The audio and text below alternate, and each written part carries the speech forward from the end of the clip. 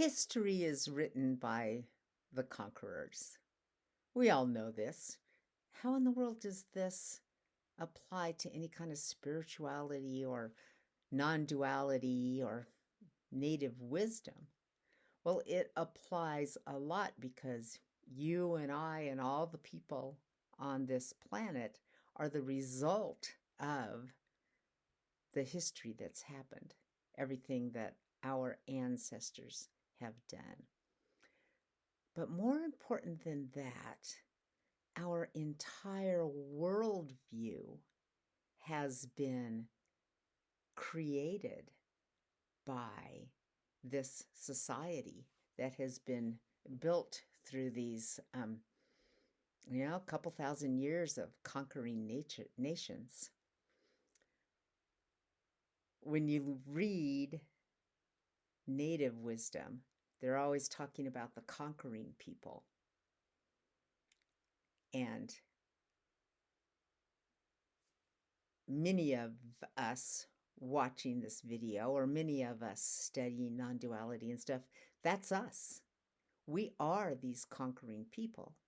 And of course, it's like, no, I didn't go out with a sword and kill somebody and conquer, but I am the result of the culture that did this. And so all of the stories in my head, my very idea of who I am that I have been taught since I was very, very young, this all comes from this conquering culture. This is what non-duality teachings are about. How do we step beyond this conditioned self that we've been given so that we can start to find out what is true, because so much of what we've been told just simply isn't true. Like, for instance, the only way that a conquering culture can justify what they just did to somebody is to tell stories about how they're lesser. Something's wrong with those people. We needed to conquer them. This is particularly true of this last wave of conquerors that came from, like England and, northern countries, and swept through the entire world and claimed all the land and all the countries. And this is particularly true there because the story we had to be told was something was wrong with these savages, and we were coming in with civilization to, fix them up. And we also have been kind of given this subtle idea that, all these poor native people, they were just living in starvation and ignorance, and they were just having a terrible time and basically sitting around and just waiting for us to come so that we could give them civilization. We even that word civilization, we brought civilization. There is really a lot of information being written. The history books are being rewritten now. And it's important that you and I be a part of this, sharing this around and talking about this and telling this new story, because it really looks like Native people around the world were living way better lives than us, the conquerors, were bringing. Now, it's probably true that there are a few of us conquering people who are rich enough to be really, really comfortable. Most of us really aren't. We kind of struggle all day long, don't we? Apparently, Native people did not struggle all day long. So it's important to talk about history in this context so that we can start bringing in this new vision, literally, of what it means to be a human being. A human being is not someone who owns the world. Our entire culture is based on ownership.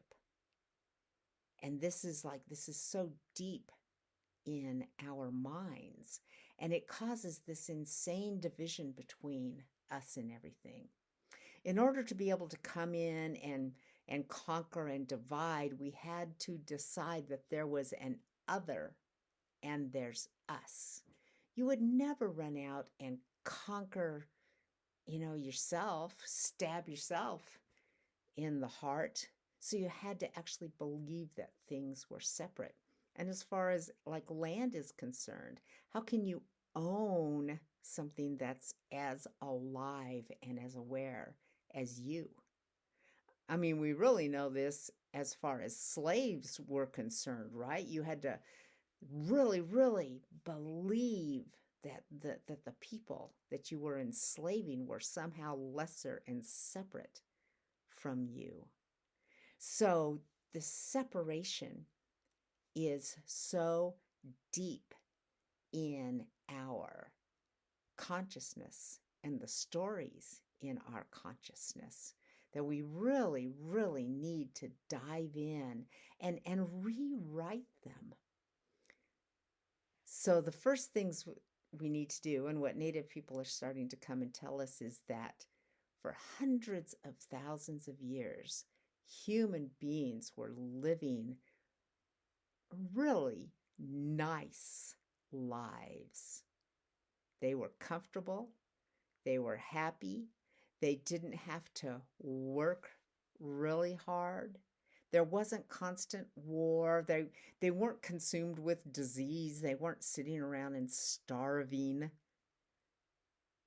One of the stories I've heard is, what was it, Captain Cook, who goes down to Australia. This is really buried in the history books, but he's, marching across the landscape that, of course, he's now owning for his country. And he says there were miles and miles of sweet potatoes growing further than you could see. Nobody was hungry. They knew how to live in their world. It's possible for human beings to know how to live in our world with each other. This is the true, real human being. So this story that has been brought to us by conquering nations, we need to, first of all, get it out of our brains. It's not true. It is not true that people were miserable savages. So we can learn what it is to be this natural human being. Now, I'm talking about the intersection of non-duality and native wisdom. And I want to make it clear that native wisdom does not need non-duality. Like a native person who has been raised in a totally different paradigm does not need non-duality. You and me and this conquering world, we need non-duality, because non-duality was designed by a conquered culture. India. You know the story of Buddha. He was a really, really rich prince. He thought that's how everybody was living. And then he happens to go out and he sees this horrible poverty of everyone else. And he's just like, whoa, wait a minute. Something's wrong. And he realized that he had just been so lied to his whole life. He had to run off and do some really dramatic things to drop through it. Non-duality needs the native wisdom in order to bring non-duality into a more realistic story of where we're getting to. Buddha didn't have the resources that we have right now. He didn't know. All he knew how to do was get to zero inside himself and teach other people how to do that. But they had no idea that there was hundreds of thousands of years that people were able to live in this state without needing to search for enlightenment.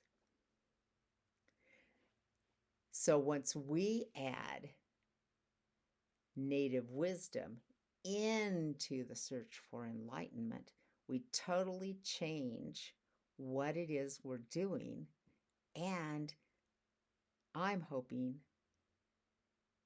dramatically increase our ability to get to this place so that we can start living with each other as true, awake human beings with a deep history of aliveness and interconnectedness, the history that we deserve to know about how we are so intricately connected to everything that is around us.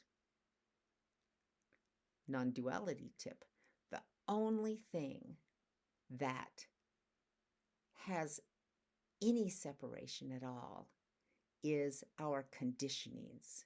This lie that we've been told that we are separate has created this break inside humans' ability to see. Get rid of the break. It's all an illusion. There is no separation at all. We can start seeing this. And so with non-duality and native wisdom, we can come at it from both sides. Native wisdom comes at it from below. It's like, look at the earth, just look around and see. Non-duality comes to it from the top down, through your experience. Your experience is divided. You can step away from the division and then meet the place of beingness that comes to us from native cultures.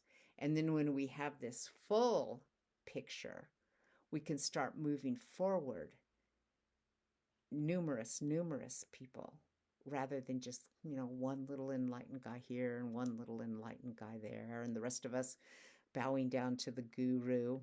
No, all of us. I'm talking all of us.